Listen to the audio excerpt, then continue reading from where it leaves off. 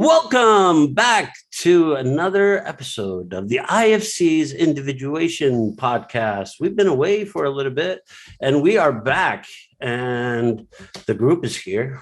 Dr. Lisa Hong is with us, as always, and Dr. Eric Tomlinson is with us.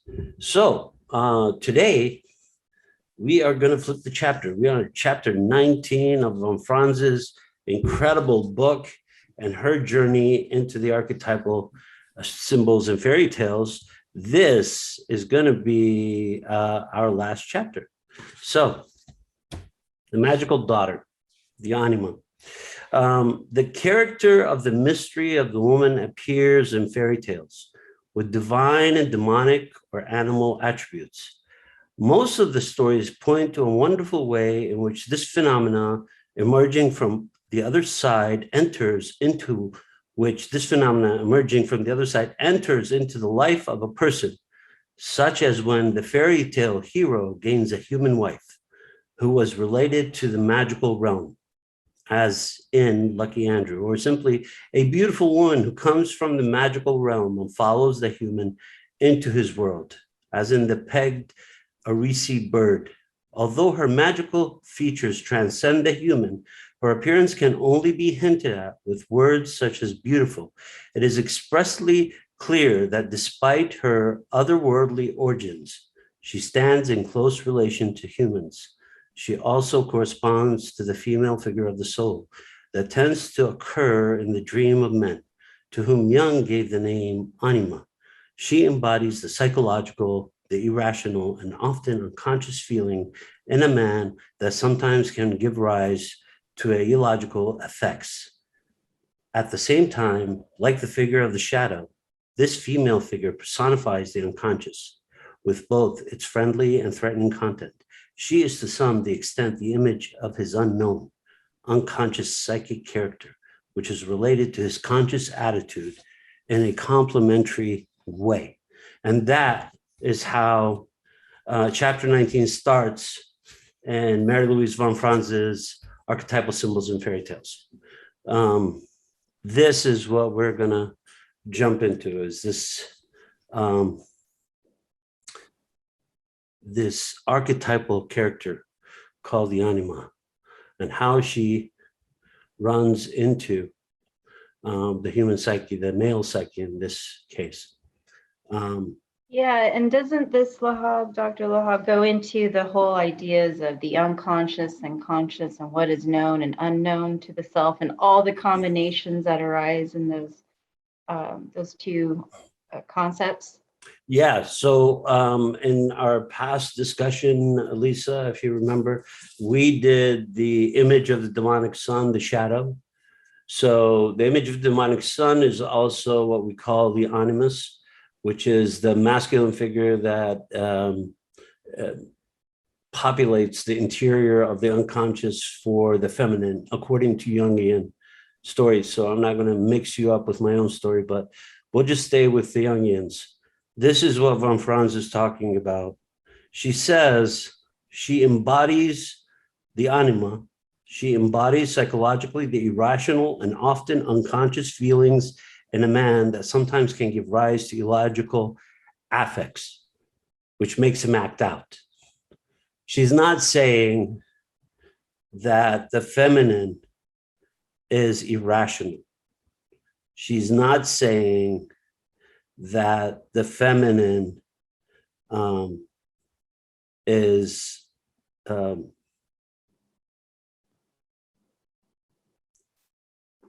not embodied. Sorry? Yeah. Or illogical. Yeah, illogical, irrational, illogical. They are not those things. Yeah. She's not intending to mean it that way. What she's saying is that the conscious mind of the male is so far removed from the archetypal energy of the anima that it picks up, like if you were listening to radio from far away, you're just picking up leaps of words, or even like letters like A. You're not picking up the entire broadcast. You're too far away from it. So the more you individuate, the closer you get to your anima. And the closer the anima speaks through you, instead of you acting out what you think it wants to say. So usually, an example of this would be to have a temper tantrum for a male, to keep stomping your feet. If you've seen a kid, little kid, they're close to their anima. So they will play it out. They will stomp their feet, they will cry, they will yell, right? So in society, that is not looked at as masculine. That's why it's irrational and illogical, because it goes against what the society wants or demands. So two different things. One is the anima as an archetypal structure and an unconscious archetypal structure, meaning that it's far, far away from our consciousness. The other is its force, its effect, its energy moves us through the world. When we fall in love with something, when we want to touch something, when we want to smell something, when we feel like when we want to put our head down on something, right? She is not the mother, because the mother is a different archetype. The anima is more like the lover, is the complementary opposite of what you are. So if you're really masculine, your anima would be really, really kind of cattish, like playful. And if you're really kind of playful and kind of out there, and you like to listen to your voice and you sing, and your anima is going to be harsh. She's going to have like a rough voice. It's complementary, right? So Jung figured that the archetypes in the psyche complement each other. So we have the anima, we have the animus, we have the shadow, we have the ego, we've talked about the persona. And so we're talking about all these archetypal structures that exist.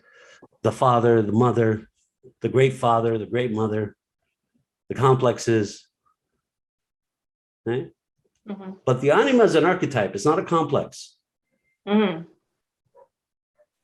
Although they refer to it as a complex, it's not a complex, it's an archetype.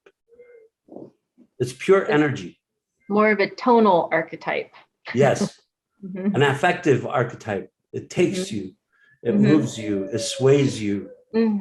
It makes you feel certain things. As males age, they become more and more feminine. That's the anima. They're getting closer to their anima. And so their anima, what looks as more feminine to men, looks childish to women, because they have a more integrated perspective of what it is to be feminine. So these aspects are hard to see and play, but they're always there. They're always coming out in different ways. So with that, does anybody want to say hi to our listeners? We've been away for a while, so I just wanted to get us going. Sure, let's continue. Hi. Hi, Eric. Hi. Eric, what's up, man? I want to welcome everybody back. We're just all trying to understand ourselves better, and we hope this podcast helps you to do that. Okay. Has it worked on you? It has, as a matter of fact. I love it. I'd love to make a very, very tiny short appeal to our listeners. A short appeal, yes, please. Yes, it won't be a soliloquy. So okay, well, we've heard you say short before, so our experience of you and short are okay. Anyway, I just wanted to tell our listeners that I believe our main goal, one of our main goals in this podcast, is to help you explore yourselves in a deeper way, because as I have learned in recent times, that the more I explore myself, especially with help, the more I understand who I really am and what I really need to become. And one thing that's done for me is it's made me feel more liberated. And a byproduct of that liberation is a sense of personal satisfaction. And I don't know anyone that doesn't want to feel within themselves as a human being liberated and more personally satisfied. And I just will encourage anybody to keep listening, to contact Dr. Lahab, to experience or explore this JAMP process, the one that I've gone through in the last 6 months. It will help you achieve what I just stated. So that's my little blurb that I wanted to say. Thank you for allowing me. Thanks, Eric. Lisa, you want a soliloquy of your own? Me. No, okay.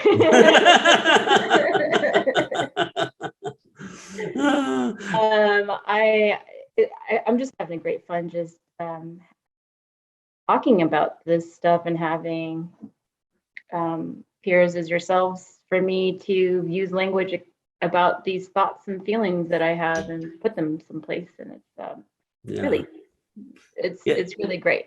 Yeah. You know, she's fascinating. Is she not? She's kind of like taking us on a whirlwind tour. I can't believe we've gotten through so much of her work. I mean, this is a really dense book. Yes, it is. This is chapter 19. It's like the last chapter, but the last chapter is like 100 pages or so. So we have plenty of material to work off of. The Anima and the Animus, these are controversial figures. They're not figures really, they're kind of gods, you know. So they're godlike figures. That's what they're like. Well, let's go into a story. Yeah. So Lisa, are you going to read us a story about the Chinese fairy tale, the flower elves? The flower elves. We're just gonna So this is on page 386. If any of our listeners want to follow us, Lisa's gonna read our synopsis, the short story here. Yeah, here's the heart. Do do do do do. Okay. We need music next time. We need like a Here we go. The flower elves. Once upon a time, there was a scholar who lived retired from the world in order to gain hidden wisdom. He lived alone and in secret place, and all about the little house in which he dwelt, he had planted every kind of flower, bamboo, and other trees. There he lived, quite concealed in his thick grove of flowers. With him, he had only a boy servant who dwelt in a separate hut and who carried out his orders. He was not allowed to appear before his master unless summoned. The scholar loved his flowers as he did himself. Never did he set foot beyond the boundaries of his garden. It once chanced that there came along a lovely spring evening. Flowers and trees stood in full bloom, a fresh breeze was blowing, and the moon shone clearly. The scholar sat over his goblet and was grateful for the gift of life. Suddenly, he saw a maiden in dark garments come tripping up in the moonlight. She made a deep curtsy, greeted him, and said, "I am your neighbor. We are a company of young maids who are on our way to visit 18 aunties. We should like to rest in this court for a while, and therefore ask your permission to do so." The scholar saw that this was something quite out of the ordinary and gladly gave his consent. The maiden thanked him and went away. In a short time, she brought back a whole crowd of maids carrying flowers and willow branches. All greeted the scholar. They were charming, with delicate features and slender, graceful figures. When they moved in their sleeves, a delightful fragrance was exhaled. There is no fragrance known to the human world which could be compared with it. The scholar invited them to sit down for a time in his room and asked their names and why he was granted their company.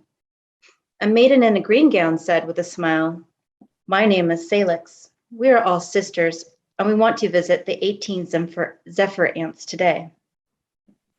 A soberly clad servant suddenly announced, "The zephyr ants have already arrived." At once, the girls rose and went to the door to meet them. "We were just about to visit you, ants," they said, smiling. "This gentleman here had just invited us to sit for a moment. What a pleasant coincidence that you ants have come here too. This is such a lovely night that we must drink a goblet of nectar in honor of you, aunties." Thereupon, they ordered the servant to bring what was needed. An enchanted feast then ensued with the aunts and the sisters who magically provided the most delicious food and most magnificent fruits. The moon shone brightly and the flowers exhaled intoxicating odors. After they had partaken of food and drink, the maidens rose, danced, and sang songs. The scholar did not know if he was on earth or in heaven. Then one of the rather cool aunts carelessly spilled some nectar on the dress of one of the sisters, Punicha. Punicha reacted angrily. Uproar and insults followed, ending when the aunts marched off and the sisters scattered themselves amongst the flower beds.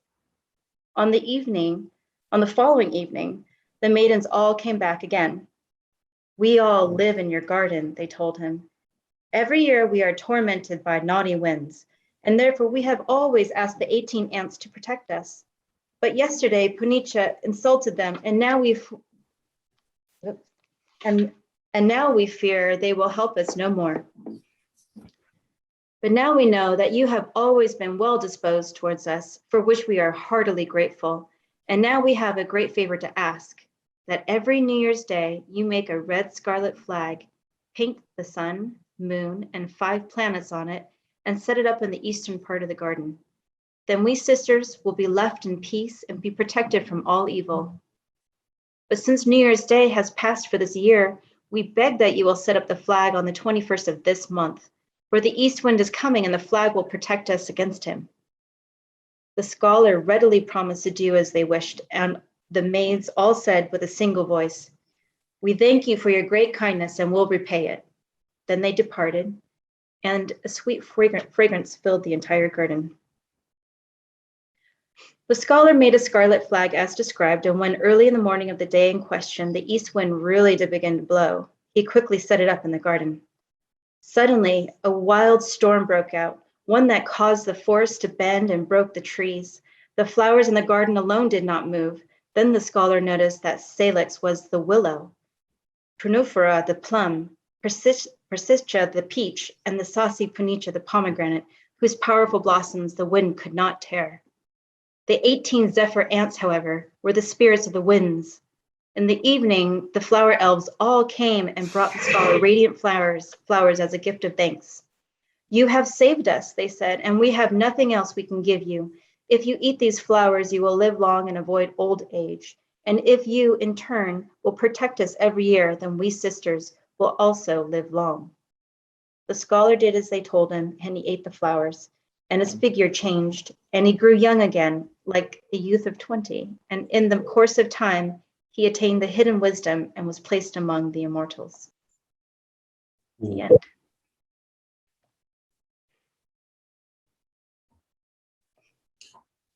Von Franz says, a meeting with the Anima figure does not always result in such a positive experience. However, especially when the human form is thereby altered. A Romanian fairy tale, Youth Without Age and Life Without Death, describes such an encounter. This is the next story. But in this story,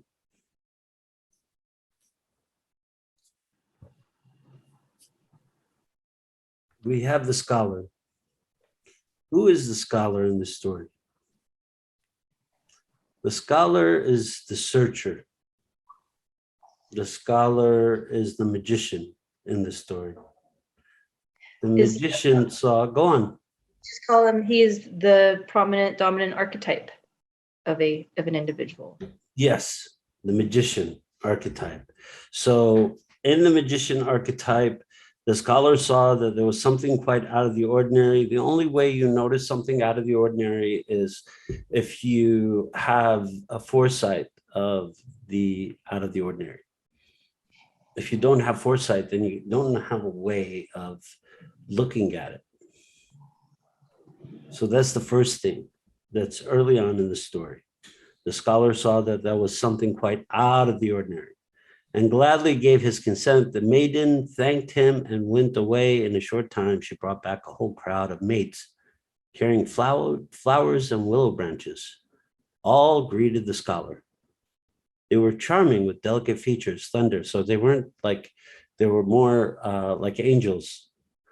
than they were figures of humans, right? So when they moved their sleeves, a delightful fragrance was exhaled. You know, it's like angels, right? They move their sleeves, which is probably like their wings. The scholar invited them to sit down for a time in his room and asked their names and why he granted their company. A maiden in green gown said with a smile, "My name is Salix.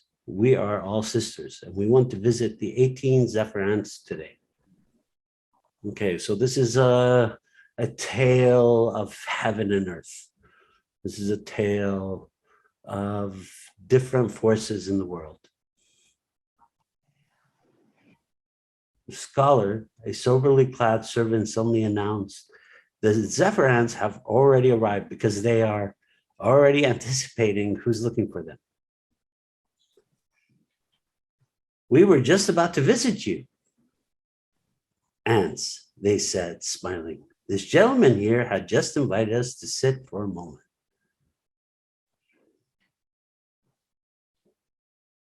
So now we have two different groups, two different archetypal groups. The ants. These are the barren mothers. In stories from long ago, the ants are the barren mothers. They take care of the sisters' children. "We were just about to visit you, ants," they said, smiling. "This gentleman here had just invited us to sit for a moment. What a pleasant coincidence that you ants have come here too. This is such a lovely night that we must drink a goblet of nectar in honor of you ants." Thereupon they ordered the servants to bring what was needed. So this is a magical get-together, right? And they're having some magical things. Nectar. An enchanted feast, right? It's not just a feast. It's an enchanted feast. It's a magical feast. Then, so if you watched Harry Potter and saw the food floating around, that would be an enchanted feast. That ensued with the ants and the sisters who magically provided the most delicious food, most magnificent fruits. So we're always amazed by fresh fruit or good food. This is elemental for us as human animals. The moon shone brightly and the flowers exhaled intoxicating odors. So they controlled the earth and the moon. After they had partaken of the food and drink, the maiden rose and danced and sang songs. The scholar did not know if he was on heaven or earth. Then one of the rather cool ants carelessly spilled some nectar on the dress of one of the sisters. So this is where it gets interesting. There's a little tussle going on. So the tussle is that she poured nectar on one of the dresses of one of the sisters. Puncha reacted angrily, uproar, insults followed, ending with the ants marched off and the sisters scattered themselves among the flower beds. So these godlike figures are at war. The scholar is stuck in between them, right? The magician is like, "Oh, what have I started? I thought this was going well." Then the next day they came back after hiding in the garden. They told him, "Every year we are tormented by naughty winds. And therefore we have always asked the 18 ants to protect us. But yesterday Punka insulted them, and now we fear they will help us no more. But we know that you have always been well disposed towards us, for which we are heartily grateful. And now we have a great favor to ask, that every New Year's Day you make a small scarlet flag." So this is the ritual. This is the magical incantation. So what is the incantation? You make a small scarlet flag, paint the sun, the moon, and the 5 planets on it, and set it up on the eastern part of the garden. So this is a symbol of the cosmos. It's a flag. It's a symbol of the cosmos, the planets, the sun, and the moon. Then we sisters will be left in peace and will be protected from all evil. But since New Year's Day has passed for this year, we beg that we will set up the flag on the 20 past of this year. We beg that you will set up the flag on the 21st of this month. For the east wind is coming and the flag will protect us against him. So they're being terrorized by the winds. So other gods. So the scholar readily promised to do as they wished, and the maids all said with a single voice, "We thank you for your great kindness, and we will repay it." So remember when we talked about early on in every story, we said when you go into the unconscious, you cannot bring anything back. That is the rule.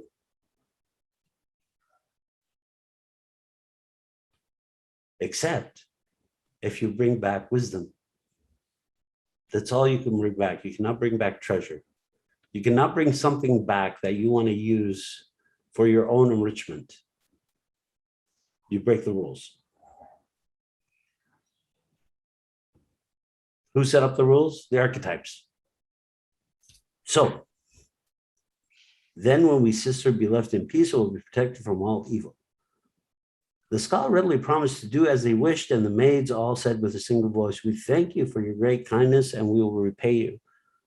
Then they departed, and a sweet fragrance filled the entire garden. Right? You could be like fainting, and you'll smell something, and I'll bring you back.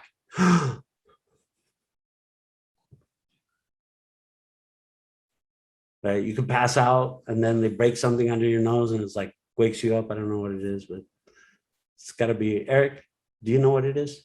Offhand, I don't. Yeah. Anyway, it stimulates you in a way that it wakes up your senses. So the sense of smell is really powerful for us. And they release this beautiful odor, right?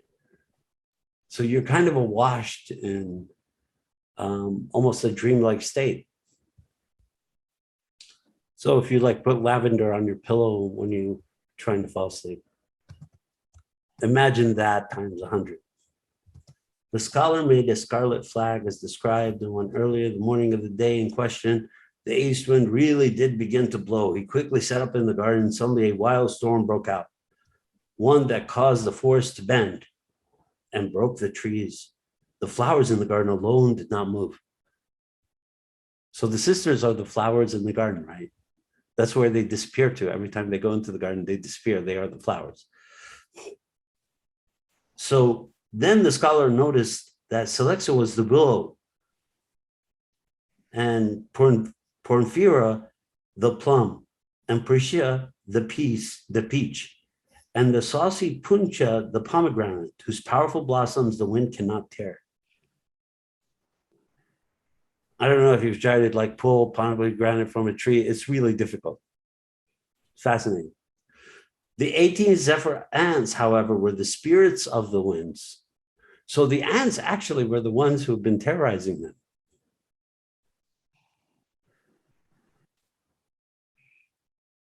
And the sisters did not know that.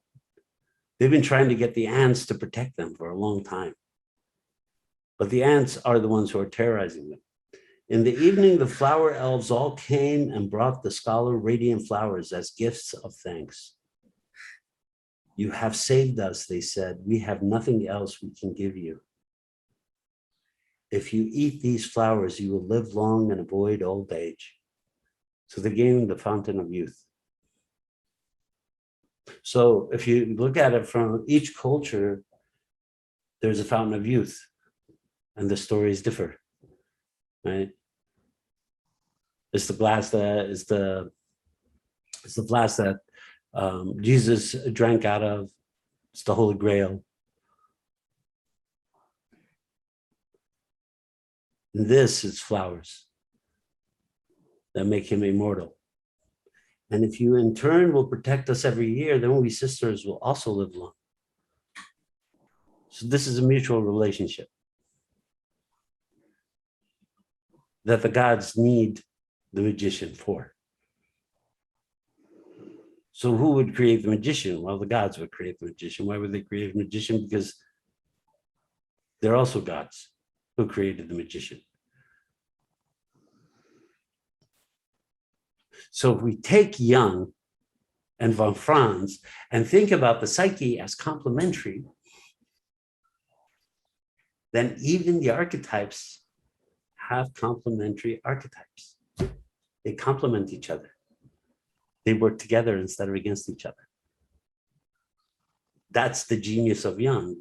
The genius of Jung is he discovered that there are these forces unseen that actually complement our movement in the world, how we see things in the world, how we perceive the world, how we move into the world.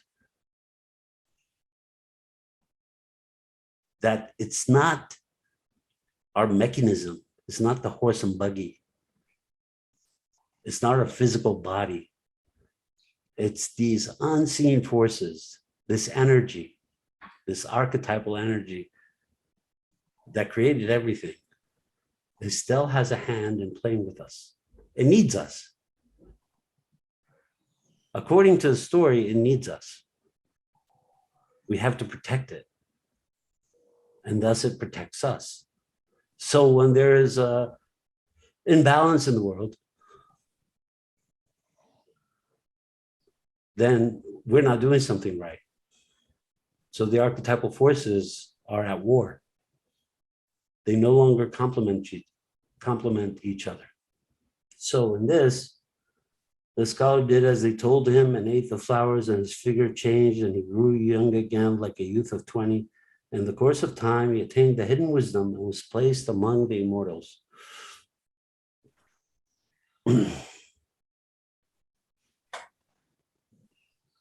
This is the anima. So it's not the feminine. It's mistaken for the feminine. It's not the feminine. It's an aspect of what we think of as feminine. So it's an aspect, it's not the thing. But we mistaken what that is because it's unconscious. In this story, if the anima are these flower ladies, and it's really interesting, his sisters. It's really interesting that their drive and desires and focus are really almost alienate the scholar. The only way that they actually are related and have overlap is their desire for a beautiful garden that's unadulterated. And in that sense, they have the same priorities. It does prioritize a lot of things in his life. He did that, and that is their existence, their being there. That's how they fortify their spirit, and for the sisters. And yet in that whole storyline, they don't really relate to the scholar too much, except for that one thing. Yeah. Because they're gods. Mm-hmm. And they want to live as flowers. And But the scholar doesn't know what to do because they're gods and they want to live as flowers. And so he's like, okay, I guess, sure, I'll do that for you. But they knew what he desired and tonally in terms of his direction and what motivates him. They made him a magician, yeah. An offer. They didn't say there was negative consequence, but they said, if you are here, then this is something you can do for as long as you'd like. He walked in that door. He ate the flower. Yeah, so he can see that they were not ordinary from the get-go. At one point, he doesn't know if he's on heaven or earth. He doesn't know what's going on. And because these like immovable, these magical, enchanted dinner that he's having with these people, they're not people, right? They're angels, they're flowers. What are they? We don't know what they are. And the ants are winds. We don't know what they are. You know, are they the howling wind? Are they the haunting wind? You know, because we also name the winds. So they're also archetypes. So there are these archetypal structures that move through humanity since the beginning. And they talk about them in fairy tales. As we talk about the underworld, humanity has been talking about the underworld for ages. They've been telling us what they are. So the genius of Jung is that he said, hey, it's right here. People have been talking about it for centuries. It's not like I discovered anything. It's right here. You guys just aren't reading it. These are the stories that we've told through millennia. And this is what the archetypes are. We've been trying to identify them from day one because they hint, they poke us and tell us, hey, I'm right here. Can you see me? You can't see me. Can you see me? You can't see me. But I'm right here. So, you know, they're playful. They're engaging. They could also be aggressive. They could also be angry. They could also be very destructive. There is no like moral ground that they stand on. They're gods. So let's meet an Anima with a twist. Yeah. Do we have another story? So an Anima with a twist. So when the Anima takes over, you become very creative. So when I started like putting jam together, I was in the throes of the Anima because she is, or we think of it, she's not a she, but the Anima is creation. It's through her that we become creative. So the more we're embodied, the more we're able to sense that, and it flows through us. The less we're embodied, the more outrageous, difficult. The Anima is the one that comes in the dream and tells you a beautiful story, and you wake up and you have a solution that you've been looking for 10 years. She whispers in your ear, you get up all excited. It's like, oh, I saw this thing. I was like, oh, now I know how to solve this. Well, how do I know that? And that's the Anima. She wakes you up. She makes you relational. And so there are these opposite complementary forces in the psyche that flow towards each other all the time. They attract each other. And they work in groups. It's just been reading von Franz, fascinating. So if anybody has not gotten this book, you really should. There's some great stories in here.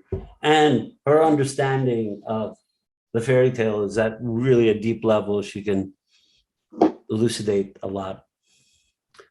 Dr. Tomlinson, you've been very quiet today. Listening and learning Okay. about archetypes. Archetypes. We should talk more about archetypes. Lisa, any thoughts? Well, I'm interested to see the other aspects or subtle natures of what an Anima. What is it? Let's meet more of this magical daughter. The magical daughter. She is the creation of the gods. So the energy creates other energies. Like we create children and grandchildren. The energies do that. The energies, we mimic what they are in certain ways. We're not like them at all in other ways. Everybody knows imitation is the highest form of flattery, right? Where does that come from? Where does it come from? You've never thought about where it came from. It comes from them. They're our creators. They're the ones who put the spark in us. They're the ones who put that idea in our heads, that sparkle in our smile, that sword in our hand. They're the ones. So with that, any other thoughts? I know this is kind of like a shortened episode. We've only done about 45 minutes, but any other thoughts today?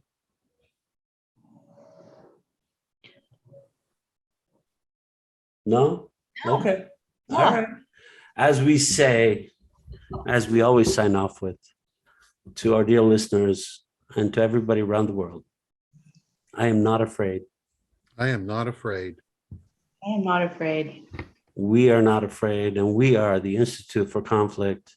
And this is the Individuation Podcast. I am Dr. Lahab El Samurai, and I will see you with Dr. Eric Tomlinson and Dr. Lisa Hong next week. Thank you.